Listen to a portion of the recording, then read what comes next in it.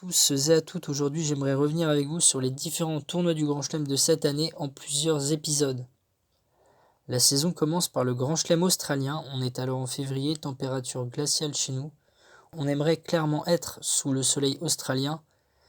Ce tournoi est notamment marqué par l'émergence d'un jeune russe issu des qualifications, 114e mondial, clairement inconnu au bataillon.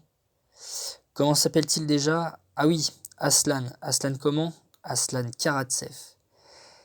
Et pourtant, il ne manque pas de talent. Il écarte sur son passage le Canadien Félix Auger-Aliassime en 5-7, avant d'écraser véritablement le Bulgare Grigor Dimitrov.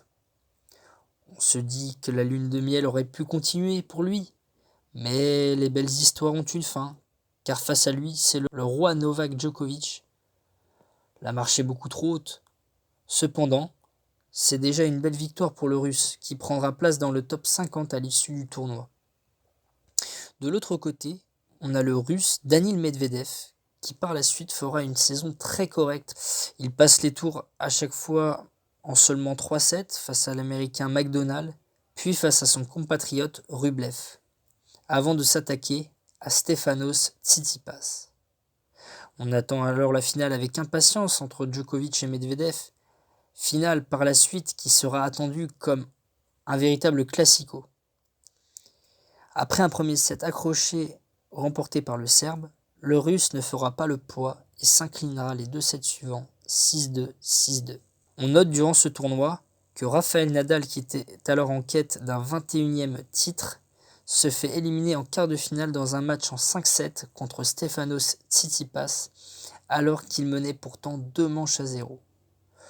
Le meilleur parcours français sera celui de Manarino, atteignant le 3e tour et perdant sèchement en 3-7 contre l'Allemand Zverev. Arrive alors début juin avec notre quinzaine préférée à nous Français, Roland Garros et sa terre battue orangée.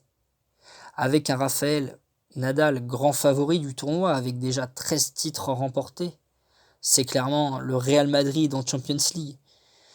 Ce Rafa, on le retrouve un peu moins dominateur sur certains matchs, notamment le quart de finale contre Schwarzman, qui vient quand même lui piquer un set. Certains sets même accrochés contre Sinner et Richard Gasquet.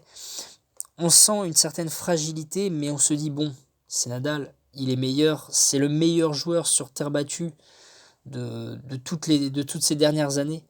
Après un bon set entamé face aux Serbes, Novak Djokovic, lors de la demi-finale, remake de la finale de l'an dernier ici même, le Serbe va littéralement faire voler en éclats l'Espagnol, pourtant dans son jardin, à la casa comme on dit. Un match de gladiateur d'une durée de 3h30. Djokovic file en finale, sa 6e sur terre battue parisienne. On retrouve lors de la finale un petit nouveau. À ce stade, le grec Stefanos Tsitsipas, tombeur d'Alexander Zverev, dans un match en 5-7 incroyable où le grec menait 2-7-0 avant de se faire rejoindre à 2-7 partout, crispé sans doute d'être à une marche d'une finale en Grand Chelem.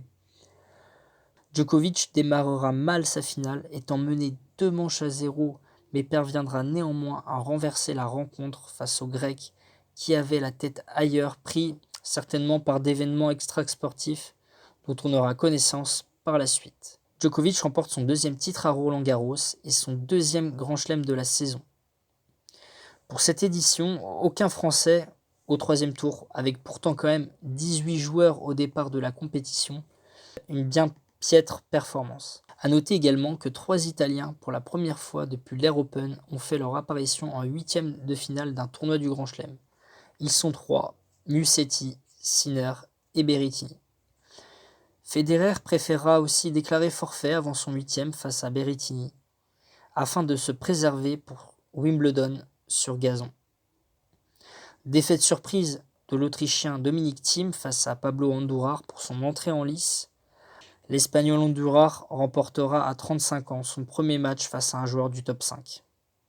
C'est ainsi que la vidéo touche à sa fin, j'espère qu'elle vous aura plu. Si c'est le cas, n'hésitez pas à liker et à vous abonner. On se donne rendez-vous très prochainement pour l'épisode 2. Salut à tous et d'ici là, portez-vous bien.